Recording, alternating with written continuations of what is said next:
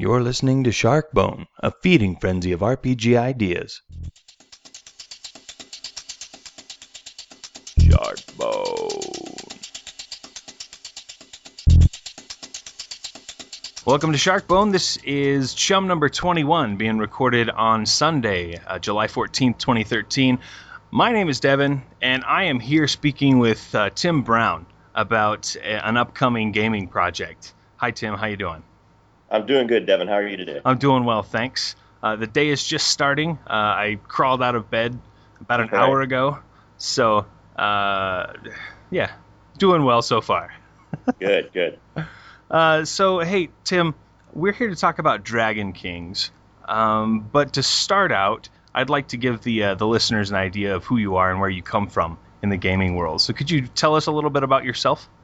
Sure. Be glad to. I'm a long time gamer and game designer. Started out many moons ago at Game Designers Workshop back in the late 1970s with Traveller. Worked on that quite a bit. Was part of their team that developed the hard science fiction universe 2300 AD. Okay. That was a great project. I really enjoyed working on that one as well. Moved on from there to sunny Wisconsin to take a job with TSR, and in my many projects there, the chief among them was Dark Sun, which I co-designed with Troy Denning, with Gerald Brom doing most of the art, and I worked there for several years. Then have been basically an independent in the gaming community for some time after that. Done a lot of freelance projects and writing. Most recently, I came here to Vegas to work with Petroglyph Games on their End of Nations MMORPG, which is now just coming out from Tryon. So that's cool. what I've done on the gaming side. And in all of that, I've had kind of a dual life. I've been living this double existence where I've also played a lot of music, and I've been in a lot of road bands. That even in the 80s and 90s, I hooked up with Kurt Hansen from Head East, and we did a lot of gigs together over many years. So I've spent a lot of time on the road writing manuscripts, and I've spent a lot of time after work playing gigs for my entire life. So that's kind of where I'm at, Devin. That's awesome. Music has always been an important part of my life. I grew up doing band in junior high, and then I played drums very amateurly for my brother's band and another band of guys I met in high school. Nice. So music is awesome. And for our normal show, I've tried to bring music into the first section so we can pull gaming ideas from music. Unfortunately, that hasn't gone over very well with my co-hosts and some of the other fans. They're like, I don't see it. How can you guys pull it? And I'm like, well, I guess maybe music doesn't play the same role for you as it does for me. Maybe not. I would say that in my own case, that since there's a parallel in time as well. It's almost, you can almost pin to the day, week, or year, I suppose, when I was listening to a lot of great albums back when I was young, and those are my formative years in music, and also my formative years in gaming. Mm-hmm. And I suppose that's that coincidence is something that's really just been a part of my gaming experience ever since, which is, I can associate certain songs with certain settings and whatnot, and it really comes alive for me. And there's just an emotional grab to music. There's this vibe you can only get through a really great, kind of turn it up kind of song. Yeah. That I really appreciate the art. I'm a big art lover. What Brom and other artists have done for products that I've made, and other art books. I just have tons of them. Michael Whalen and all these other guys, and beautiful imagery. But there's just something about a great song that just grabs you on a gut level. And I've always thought that the impact of that has been missing from a lot of the game presentation, or that not only me, but really anywhere. I've never seen anybody try to create a world where it's just really got some heavy driving music that's really associated with it up front. And I thought, well, now's the time to drag these diverse elements of my life together and squish them all into one project and give that a go. It sounds like a lot of fun, and I'm going to be very interested to see how this turns out. I know there have been some other projects who have come out with like soundtracks to go along with the game, Right. but that's after the games come out. It's not an integral part of the release. And then, you know, how many people actually get that product and listen to it with the game? I don't know. I know that I've never done it. Um, I'm involved right now, in fact, in a game. It's actually an over Skype role playing game, but we're playing a Mythic Iceland, actually. So it's a Vikings game with the Chaosiums role playing game. okay. And the moderator of that game is continuously putting on theme music that he's picked up, different Celtic music and all this other stuff that he's got in the background all the time. And in many ways, that's this role-playing game that the Mythic Ireland game I'm doing has got probably the most background music of anybody I've ever seen run a game. Some of the other things I've done over the years is I've worked with people who have done extensive sound effects CDs. So if there's a battle, they've got the battle sound going on. If you're tramping through the dungeon, they've got the dungeon walking sounds going on.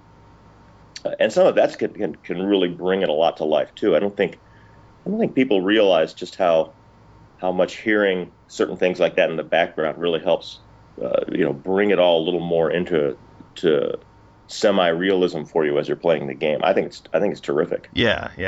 I've played around with sound effects in the past. I don't use them as much as I want to because nowadays it takes time to sit down and find the perfect sound effects and then make them all together so that they're perfectly accessible when you want them.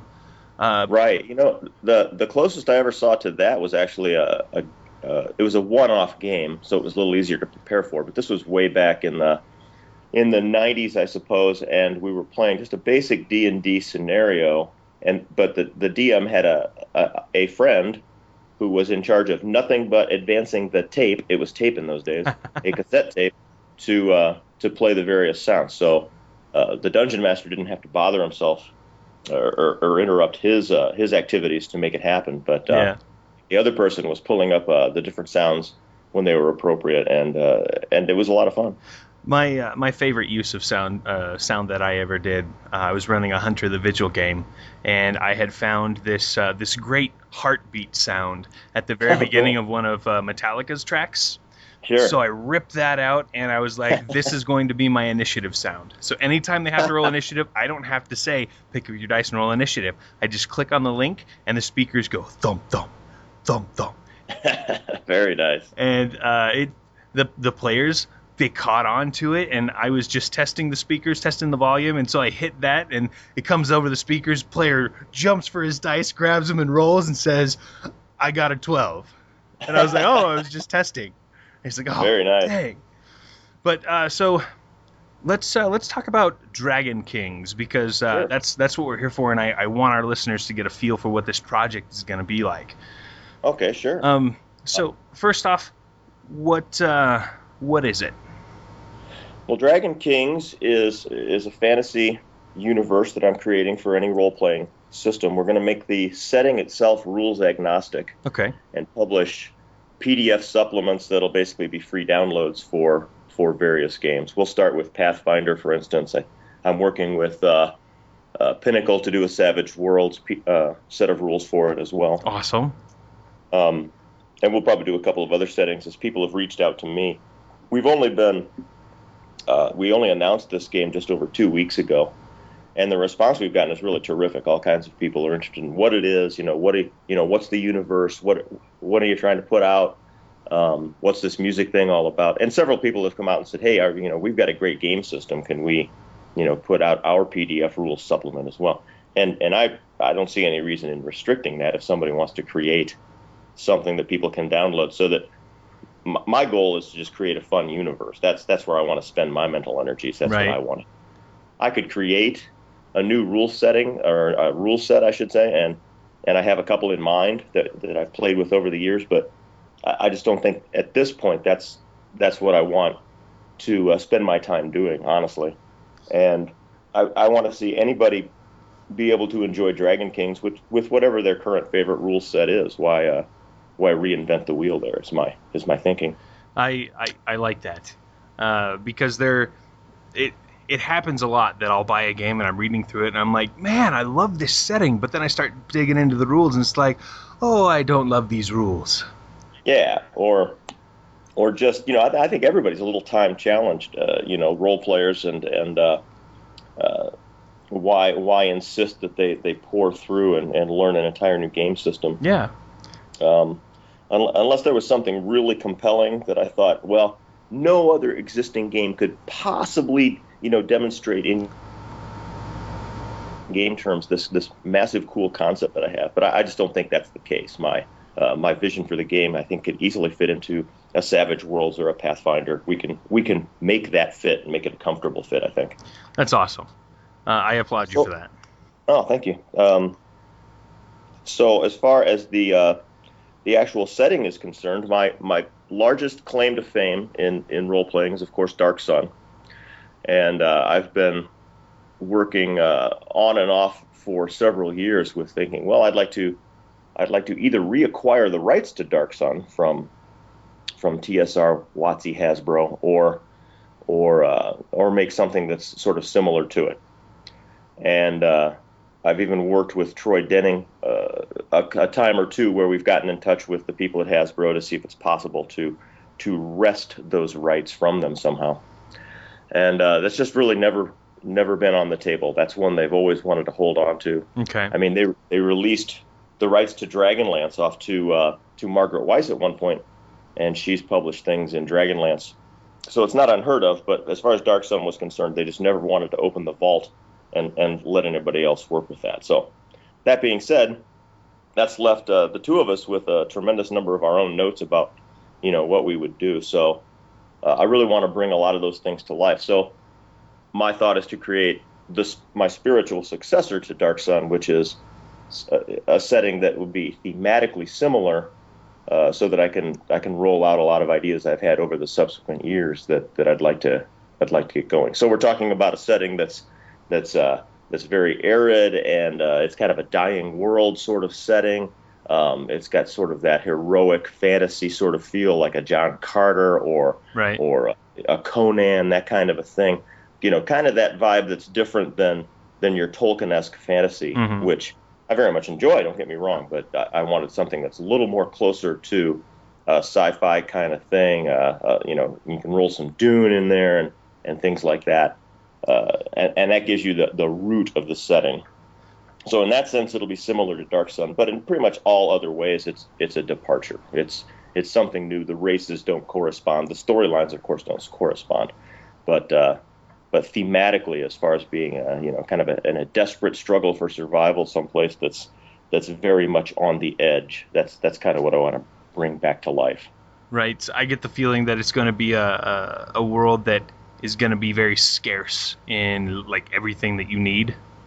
In the initial setting, yes, that is very much the case. Now, the reason for that is very different from the Dark Sun universe, but yes, it's a world where there's just not a lot left to work with. So when you're starting out, if you're somebody that's still got some sword, a metal sword and a little bit of armor and enough food for a week, well, then you're one of the lucky ones, because those who are stealing everything off the planet have somehow not gotten to you quite yet. Aha. Yeah, so you got something to look forward there. Right. Instant suspense. Like, are they going to come for me right now? Or are they going to come for me next week? What am I going to do? Exactly. Nice. So what is your favorite part of the world that you're creating? My favorite part of the world, I suppose, at this point is we're and maybe it's just because I'm working most heavily on it at this moment, but trying to deal with magic in this universe, and that's something that has always been a key theme for me in any fantasy setting, is the relationship of magic to the people in that universe. What is that relationship? I think in standard advanced Dungeons and Dragons over the years, that relationship has largely been, kind of glossed over, so that I've never been quite sure in a place like the Forgotten Realms where magic is just so pervasive, why they don't use magic for just everything. Mm-hmm. Why bother walking to the market when you've got so much magic around? Just teleport things from the market back to you. Yeah. Um, so that's something that's always pouring around in my head whenever I'm creating a new fantasy setting or scenario, or even dealing with something that's already existing. I want to know about that relationship. How does magic work? How does anybody get involved in it? Is there a scarcity to it at all? Frankly, I feel if there isn't a scarcity to it, then it becomes unspecial. It becomes too much of the colorless background kind of noise of the environment.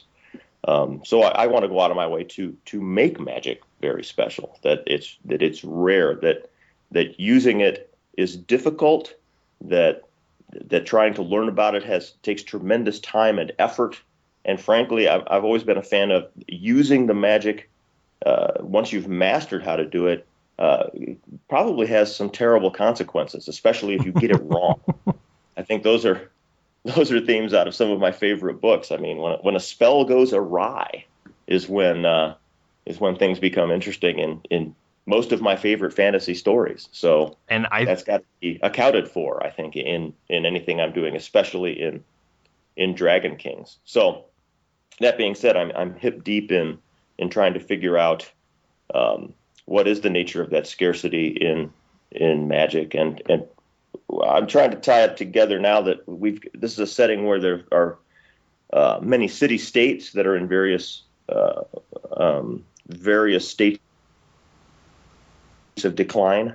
So they're all desperate to hang on to what they have, et cetera. But over the years, the history of magic within those city-states has been that they have they hold on to very closely the very valuable and very rare magical tomes that anyone needs to master high-level magic. So that high-level magic is largely state-controlled, at least in large city-state dominated regions of the world. Kytus being the name of the Dragon King's world. So that's an interesting idea and separation there.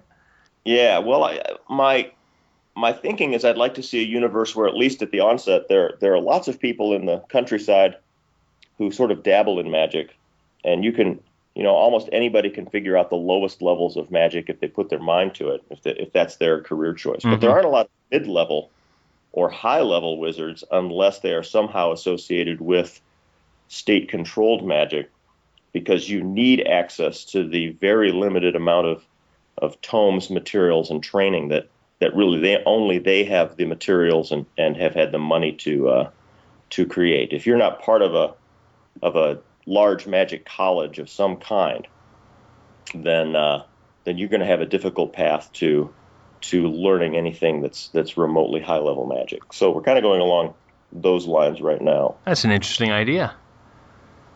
The other thing, and this kind of ties the music back in, is the idea of harmonious magic. And what do you mean by harmonious magic? We're dabbling with the possibility that more often than not, to create a higher level of magic, what you do is you get several magic users, several wizards together who combine their efforts in sort of a harmonious sort of thing. Okay. And we actually do want to present sort of we want to tie that into sort of a musical thing, so that there's chance involved to bring this sort of harmonious magic together. If you and your three magic user buddies want to cast a spell that the bunch of you couldn't, no one of you could do by yourself, but you sort of additively put your powers together to make something bigger happen, that involves a certain amount of preparation, that involves a certain amount of albeit maybe even rehearsal, that involves a certain amount of chanting, and you can bring other musical elements into the whole thing as well, such as if you can introduce rhythm to the whole thing, then that changes the pace of the magic or the time of the magic, that sort of thing. If you can bring in certain musical instruments as well, those actually add to it, which brings the singer or the bard, if you will, character into a little more of the forefront. I was just thinking that. I was like, that would be a great way for a bard to become more useful. Yeah, that's kind of what I'm hoping. I'd like to see some characters like that who aren't necessarily wizards in their own right, but they're highly sought after to in many ways enhance this sort of harmonious magic theme. Um, so we're combining, that sort of thing. We're trying to add into the magic as well, just to give it a little twist that I think is compelling and warrants a certain, some different um, combinations of gameplay with character types and that sort of Interesting. thing. And then, I guess, also with the magic, the consequences of magic, and um, it's always been, I forget where I put it, but basically I've already put this out in the press a little bit that in this world, sorcery itself is sort of self-aware. Sorcery is a self-aware thing, and it does not like to be bothered. Um, and if you do bother it and you screw it up, it tends to take its vengeance out on the beneficiaries of that magic. So if you mess up, magic does not like you, So, and it has a very long memory. is one of the Dragon Kings named Sorcery then? Not at this point, no. It's its own. Let's call it an ethereal force. But Could it be compared to like, oh, what is it called in the White Wolf Mage game, the Paradox? oh yeah, I suppose it would have some parallels there. That while my thinking isn't complete on this, that's a good comparison there. Okay, so we get an So idea. So, and in many ways, I want the magic. If you do mess with magic and uh, have made a career out of that, what it tends to do is if you mess it up or disturb it too much, it takes its toll out on you sort of emotionally, and frankly goes after everything you love. oh, So people do not want their loved ones to get involved in magic because they're the ones who are ultimately going to suffer. so So, the best people to go into a magical career are orphans. orphans, exactly, and in fact, we've made note that it's often referred to as the orphan's trade. Oh, that's kind of cool. All right. So, shifting gears a little bit, Yeah, who are the Dragon Kings? the Dragon Kings right now, um, as the setting begins, there was within living memory, or not far beyond living memory, the Dragon Kings were beneficent rulers over basically everything in the humanoid areas of the planet. So there were many Dragon Kings. They did not directly rule the different city states, but they kind of kept an even playing field for everybody. They Okay. had power. They let everybody do things that they wanted to do. They could run their own city states the way they wanted to run them. But they kind of kept the peace. They didn't let the nastier races of the universe overwhelm things. They kind of kept them in check. They sort of created this wonderful even playing field, a long period of peace that they watched over, so that the cradle of civilization here, if you will, could get to the level that it once achieved. The Okay. trouble is that without anybody paying a whole lot of attention over many generations, many of those Dragon Kings just sort of disappeared. Nobody knows exactly where many of them have gone. Ooh, a Uh, mystery. they're yeah, they're just kind of vanishing, and in their absence, things are definitely headed for the worse. In their absence, the large insect race known as the Cricus, who have these vast empires that used to kind of be held in check by the Dragon King's power. Now they're really rampant, and they're trampling over everything that would once be considered more humanoid Oh, land. that's just what we need. Organized locusts. Organized locusts. Well, if anybody's going to be organized, it's going to be the locust. Uh, so yeah, it's a time where there were these terrific Dragon Kings. Now the Dragon Kings are gone, and there's actually rumor, because on the far side of the world is the rumor that's where somebody lives. Some very powerful recent force has come up, and they're the ones that are sort of paying for the plundering of this side of the world. So That's evil. there are mercenaries that are plundering. Anything that could be stolen has a price on it. If you can steal it on this part of the world and drag it off to the fortress on the other side of the world, they will pay for it. And what happens to it after that is anybody's guess. But and the rumors are that they are actually dragon kings in that fortress that are doing all of this thievery. Now, whether or not that's true or not remains to be seen. Oh, that's got to be disillusioning. Right. Well, they used to be the good guys. Now maybe some of them are turning into the bad guys. So They're prepping for the end of the world. They want to right. go out in style. Right. So, we've talked a bit about the world, and now I want to Sure. talk about the album that's going to be coming Right. with this. Is that going to be combined with the book?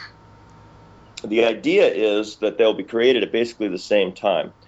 So I'm thinking that I want to release the product in fact I guess in three pieces, Okay. three physical pieces.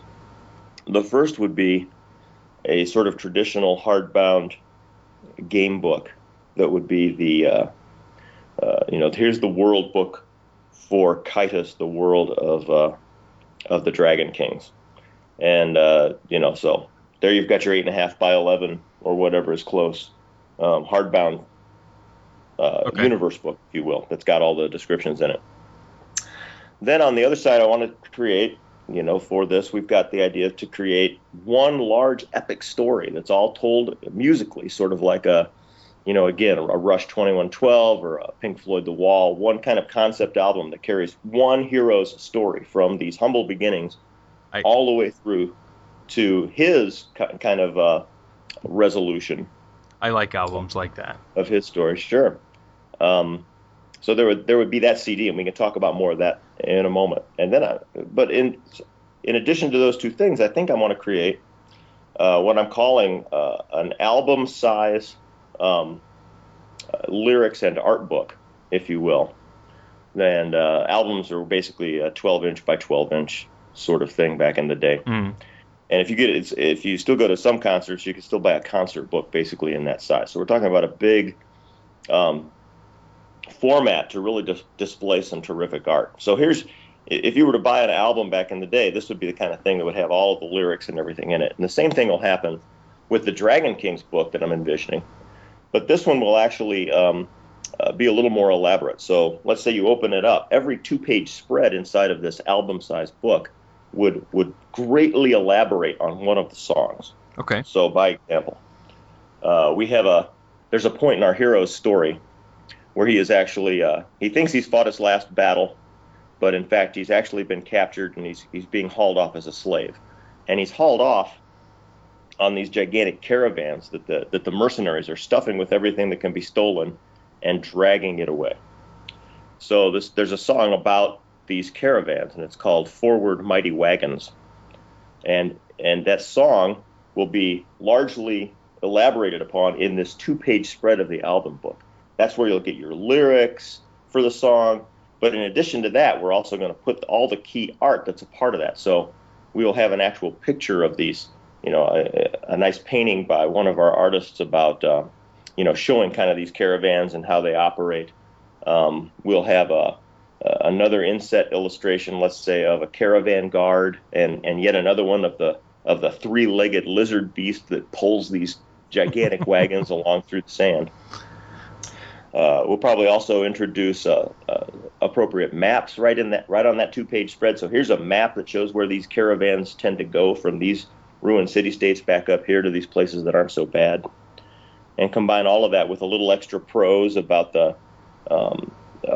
these caravans and how they operate, and what their history is, and how you can encounter them now. All of that stuff on this great big, art-friendly format, so we can get all of this across. So as you're listening to the song, you've got all of this in front of you. That sounds like a wonderful way to introduce somebody to the world. Yeah, I'm hoping that's kind of what we're aiming at. When I got albums in the day, I certainly hoped an album was the kind that it actually spread open and had all this extra stuff you could read. Yeah. While you're listening to it, you've got all this material, and I want to take that to the nth degree. And frankly, if you, I'm hoping that not only for the strict entertainment of it, but if you take that album or that CD and put it on, listen to this hero's story all the way through the way we're presenting it, and then follow along in that art book, by the time you're done, you're going to have a really, really good idea what the world is like. And I think, again, just because music has that sort of visceral emotional tie that it's really going to draw you in. It's like, man, I really want to play in this universe now. That's our goal. It sounds awesome, and I would love to get a look at that. That sounds amazing. Great. So, well, we've done a lot on it, and I've got a lot of the musicians. Actually, all of the key musicians are lined up now. We've recruited Mike Stone, who was the former lead guitar player for the band Queensryche for many years, and he's a musician that I've known for many years. And we've never done a project together, but when I laid this on him earlier in the spring, he said, "This is just too cool not to do." So yeah. And he's a tremendous player and songwriter. So between us, we've put together scratch tracks on most of the tracks for the CD even now. And we Awesome. are going to go into a studio, or into a couple of studios, I should say, and create some more final presentable tracks here within the next couple of weeks. And then we'll start rolling out snippets of those tracks on the website, and roll them out so that people can kind of get a listen and get a feel for, okay, this is where they're headed with the music. That sounds great. Yeah, I'm really looking forward to it. The producer on the project is Frank Klepacki. He's got a tremendous resume in local Vegas music, and also he's done all kinds of computer music for Star Wars stuff and Dune, and I can't even remember it all. But he's our producer. I was actually at a show where he was filling in as a drummer last night here in Las Vegas, so he's Fun. also a very good musician. So do you anticipate the songs on this album, are they going to be thematically different enough that you could use them as background tracks while you're gaming for different areas? Yeah, I think they will. And okay, so I'll run this by you. My theory has always been that when I'm working or when I'm gaming or trying to do anything where I concentrate, I love to have music on while I do it. But often I want to turn on music that doesn't have any lyrics, because lyrics distract me. Yeah. So I'm the same way. So to alleviate that, we're going to actually make available to everybody not only the music in its final form, but we can also make it available, sans lyrics. So you could play it just in the background and a little less. That is awesome. Yeah, and we have that capability. We can take certain themes. Let's say, there's a really great 3-beat cadence sort of music that's for that Caravan song, Forward Mighty Wagons. Mm-hmm. It's got this terrific 3-beat cadence, 1, 2, 3, 1, 2, 3, at one point through the thing, which, first and foremost brought to mind the idea, well, maybe it's a 3-legged thing that's dragging these wagons along. So that's kind of where that thought came from. That's awesome. But also we could take that theme and we can layer it and redupe it. We can turn that, which in the song is maybe only, 25, 30 seconds long at any given point. We can make that, layer it out and make it a 10-minute, piece of material that people can put on and play during some moment of travel in their game and get a little more use out of it that way. So we can, the recording being what it is these days, we can play around with the pieces that we create and make a whole lot of really useful tools for people to introduce into their gaming. That's really awesome. That sounds like a wonderful tool. I want to get my hands on that so bad. So, yeah, go ahead. I was just going to say, do you guys have plans to put this on Kickstarter? There is a plan. We will crowdsource this at some point. We really just started getting the word out. Like I said, we're just after 2 weeks of putting out our first press release. So I want two things to happen, I suppose. Just from a common sense point of view, we've got to spread the word as far and wide as we can before we start a Kickstarter. So I'm letting that process sort of breathe, at least for the next couple of months, I think. It sounds But at the same time, I want to get as much designed and recorded. I don't want this to turn into some Kickstarter where it's like, hey, give us a bunch of money and then we'll start working. That's not where we're at. I want to have as much of this in the can when we say, okay, let's just let's gather the funds from the people who are interested in owning this. Yeah, and as someone on the that would be on the consuming end of that, that's always more satisfying because then you're like, yes, like they're almost done. They've got a lot of the work done. So the Kickstarter ends, 2 months go by, I've got my stuff. Mm-hmm. That's great. There you go, exactly. Then we're always playing with lead time on things like art. Bram is a terrific artist. He's already created one terrific cover painting, and I'm hoping that he does another one. We've got that in the works, but of course that takes time.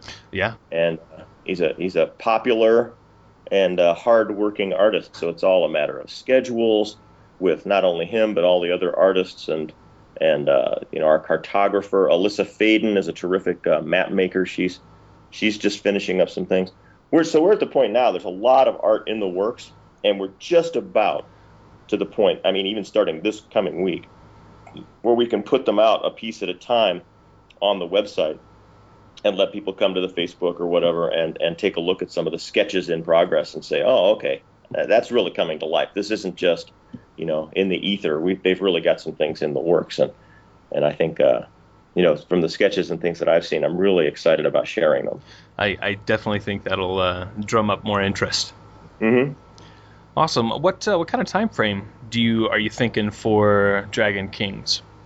Well, if we stick to our guns and keep it going, because we're gonna, print. We'll probably, I don't know exactly where we'll end up printing it. We've dragged a lot of different quotes and stuff in, but I would say with all of the art lead time, we're probably looking at just after the first of the year to actually bring out the printed product. Okay. Oddly, it's one of those things where we can probably have the music ready quite a bit in advance of that in its final forms, but the longest lead time is going to be on the printed items, especially just for art creation and printing time. Right. But yeah, just after the first of the year, I'm pretty confident we can have it out then. That sounds amazing. So we've got time for about one more thing. Is there one more thing about this project that you're so excited about that you want to let the listeners know about it? Well, I guess the thing that keeps me going every day, and I don't want to, it's kind of cliche, but I'm so excited about working on this I can hardly sleep. I get up and I just dive in and have a great time with it. So, but part of the real magic of this is that not only are we creating a game world, not only am I writing out my game concepts on a computer someplace, mm-hmm. but I'm working on music sort of at the same time. So I could get out the guitars and we can, with my guys, we can lay down some tracks and talk about them and write some lyrics and all of this. And it's not just, the music follows the game stuff, but it's all simultaneous. Okay. Mm-hmm. So as I'm writing along and I'm trying to come up with lyrics for things, well, lyrical necessity sometimes, drives some of the imagination and concept of this thing. So, for instance, I've got a whole section of the map that's called the New Dune Wastelands, and that name came from the fact that it fit the lyrical motif very well in a song that was appropriate. So, you've got that, you've got the idea that this 3-beat cadence kind of suggested a 3-legged monster. Anyway, just the whole synergy of creating, letting the music and its creation feed some of the fiction has just been tremendous, and it's worked on so many levels that I'm just every day I'm reminded of that this really is a genuinely exciting way to create and finally present a world that I think is just going to have a lot more of an emotional grab, if you will, than just picking up and reading about it and looking at the pictures. Mm-hmm. I think the whole thing is coming together so nicely that it's something I definitely want to play, and that's sort of the acid test. If it's got to be something I want to get involved in. If I were a gamer and I saw this, would I want to play? And for me, the answer is yes. And I want to make sure that now it's just a matter of presenting it in a way that everybody else sees that it's a lot of fun as well. Well, as much as you're talking about it and what we've been talking about, I don't know that will be an issue. I mean, you're bringing so much passion to the project, and just talking to you here about it, I'm excited for it. Well, great. I'm glad to hear it. I love talking about it. And my poor wife, she's sat through so much. I got to give her credit, but yeah, it's just too much fun. Awesome. Well, thanks for joining me here this morning. I've really enjoyed talking to you about Dragon Kings and everything that's going to entail. And I really appreciate your time. Thank you. Not a problem. And with that, I will just say goodbye. Have a good day. Thank you, Devin. You have a good day too. Bye-bye. Thank you for listening. If you have any questions, comments, or show topic suggestions, you may email them into sharkbonecast@gmail.com or post them on our forum at www.sharkbonegames.com/forum. If you enjoyed this episode, go to rpgpodcasts.com and recommend it. You can also support the show by using our donate button on the podcast website. You can follow my Twitter at twitter.com/shark_bone. You can also join our Facebook community at facebook.com/sharkbonecast. And also be sure to circle our Google Plus page. This show is a member of the RPG Crosstalk Network. To see the other great shows in this network, go to rpgcrosstalk.webs.com. The music for Sharkbone is Loop 16 from royaltyfreemusic.com. Sharkbone is released under the Creative Commons Attribution, Non-Commercial, Share-alike 3.0 United States license.